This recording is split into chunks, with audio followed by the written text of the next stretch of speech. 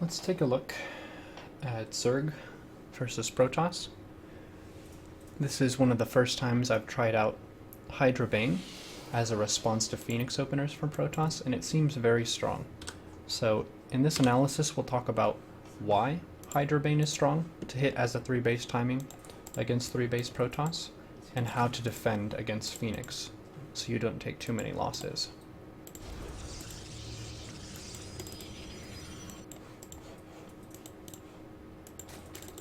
This is Invader. It's one of the new maps. It's a fairly large map. The rush for vertical spawn isn't very long, but still kind of makes for some macro-oriented games. This area is pretty wide. Zerg could potentially go for early ling attacks. For vertical spawn like this, something like a 20 to 22 drone roach ling all-in would also be pretty strong. But for this particular match, we both opt for fairly economic openings. Creature is probing his bases pretty quickly, walling off here. So this overlord is pretty important, seeing how the Protoss is establishing their base. 2 gateways. We can infer, based on the presence of a zealot, that there's at least one additional gateway in the game. There's a 3rd gateway here, and then they're transitioning into some stargates. One thing to note about the ZvP matchup is you want to consider how many gateways the Protoss is making and what that means for potential adept pressure they could apply. If they have 2 gateways, usually it's the bare minimum amount to establish a 3rd nexus. The unique feature of this map is that the 3rd is pretty far away from the natural, so usually they're going to need a little bit more army to defend that 3rd base transition. So in this case, the 3 gateways are likely just a means of producing enough army to establish a 3rd. I took a pretty fast 3rd hatch.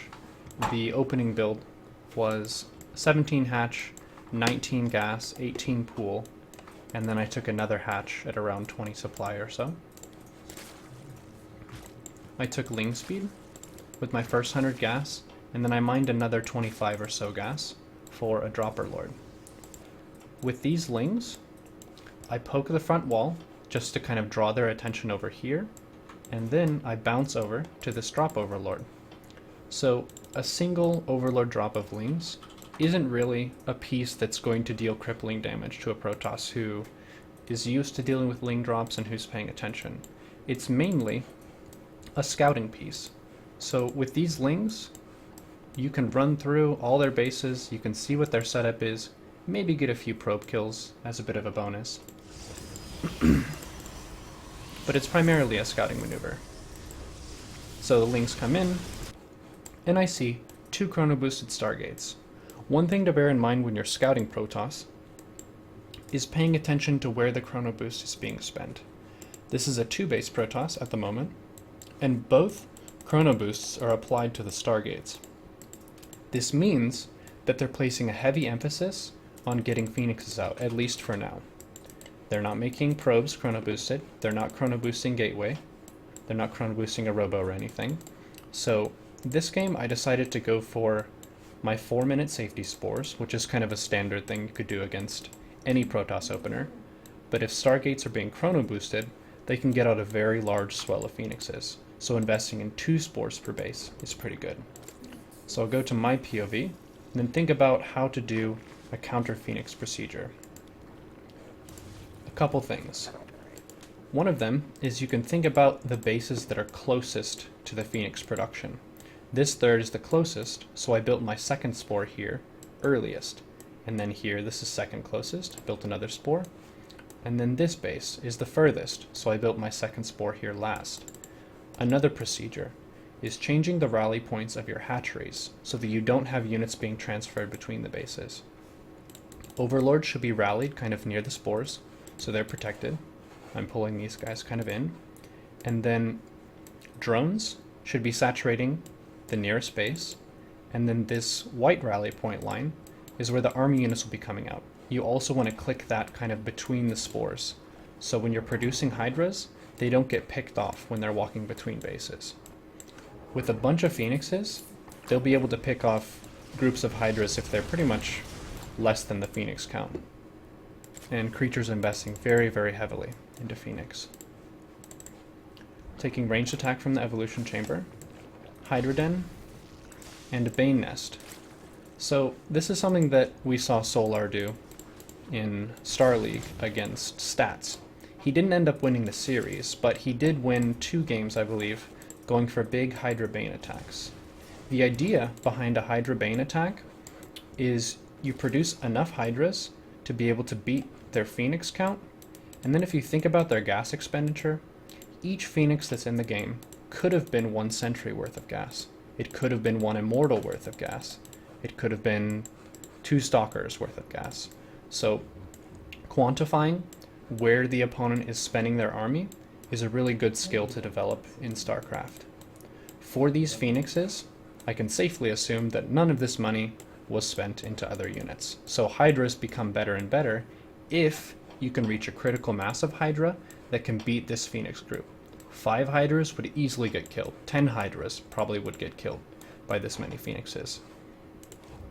But if you saturate your 3 bases, so 16 on minerals, take all your gases, and then you rally your Hydras kind of between the spores and just wait until you have a bunch of them, you can pull out all at once, defeat the Phoenix Swell, like overwhelm them, and then use Banelings to beat the mineral units of Protoss, so the Adepts and the Zealots. If they only made about 5 Phoenixes, you can move out earlier with the Hydras to try and control the area. But since, let's see how many Phoenixes were made. 12 Phoenixes are in the game right now, and I have 16 Hydras. I'm not quite ready to fight this yet.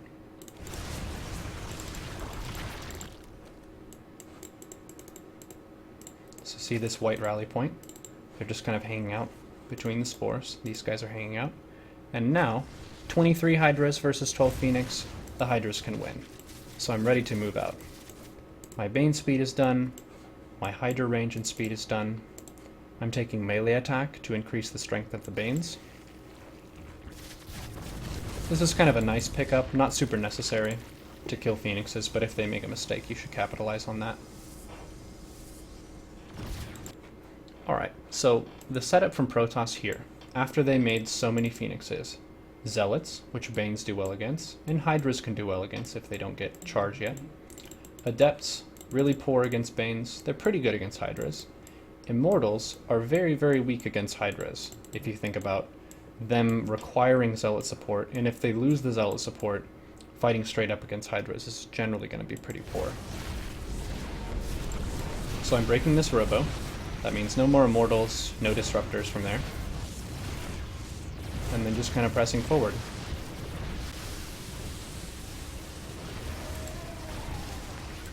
If the Protoss went for maybe 5 Phoenixes or some smaller amount, you might be wary of Disruptors. Disruptor would be a really good unit against this composition. You can hit those big clusters of units, but Immortal Charge Lot Adept is going to get steamrolled by Hydra-Bane. So I would definitely recommend trying out some 3-base Hydra-Bane attacks if you're against someone who's investing heavily into Phoenix and then transitioning into Zealots and Adepts. When did I get the extra gases? So the procedure for saturating your bases, pretty much in general but mainly in ZvP, is you saturate 2 bases for minerals, and then often you can take your second gas and refill your gas in your main. So you get 2 base mineral, 2 gas, and then you saturate your third for minerals. When you have 3 base mineral saturation and your 2 gas, you have to decide whether you want to make a unit cycle. If they go for an Adept run by, making some Ling Roach is really good to stay safe, to saturate your 3 bases. If they do not go for any Adept aggression, droning up for all the rest of your gases is really good. So you take 4 more gases pretty much.